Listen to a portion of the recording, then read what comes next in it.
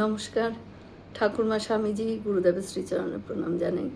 স্বামী চেতনানন্দ মহারাজের লেখা থেকে কিছুটা অংশ পড়ে শোনাই।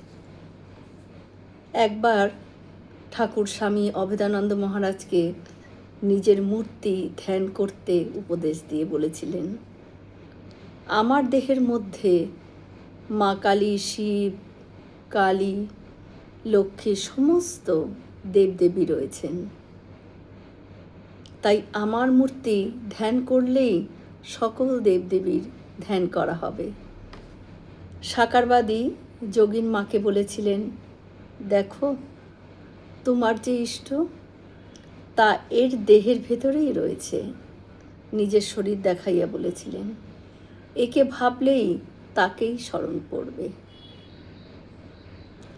ভাইজি লক্ষ্মীমণিকে বলেছিলেন, ঠাকুর দেবতা যদি স্মরণে না আসে তো আমায় ভাববি, তাহলেই হবে। একদিন নিরাকারবাদী শ্রীমাকে বলেছিলেন, যদি দেখো আমাকে শিক্ষা দিতে তবে জানবে সে সচ্চিদানন্দ। আমার ভিতর বাহিরে সেই অখণ্ড সচ্চিদানন্দ পূর্ণ হয়ে রয়েছেন।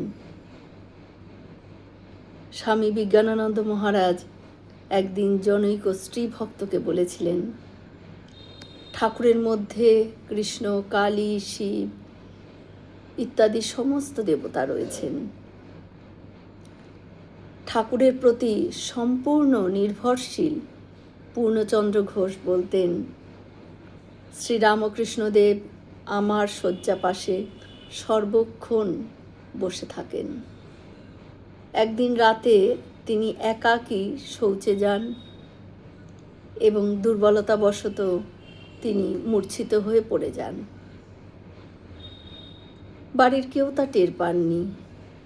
এই ঘটনার কিছু পরে কোনো অন্তরঙ্গ ভক্ত কথা প্রসঙ্গে শ্রী শ্রী ঠাকুরের মহাসমাধির কথা উঠলে রুগ্ন পূর্ণ উত্তেজিত হয়ে বলে ওঠেন, কে বললে ঠাকুর অদর্শন রয়েছেন? ঠাকুর আছেন, ঠাকুর এখনও জ্যান্ত অবস্থায় রয়েছেন। তিনি তাকে জল জল করে সর্বদা দেখতে পান। তিনি বলে উঠলেন, আমি প্রস্রাব করতে গিয়ে সংজ্ঞাহীন হয়ে পড়ে যাই। ঠাকুরই আমাকে কোলে করে তুলে বিছানায় শুইয়ে দিলেন। তিনি রয়েছেন, তিনি রয়েছেন। যেমন আগে তিনি ছিলেন তেমনই তিনি আজও রয়েছেন এবং আমি তাকে সবসময় দেখতে পাই। জয় শ্রী রামকৃষ্ণ। আমরা সকলে মিলে একসাথে বলি, জয় মহামাই কি জয়, জয় ভগবান শ্রী শ্রীরামকৃষ্ণদেব কি জয়, জয় স্বামীজি মহারাজজি কি জয়। হয়তো অনেক ভুল ত্রুটি করলাম, ঠাকুর যেন আমায় ক্ষমা করে দেন। সকলে সুস্থ থাকবেন, আনন্দে থাকবেন।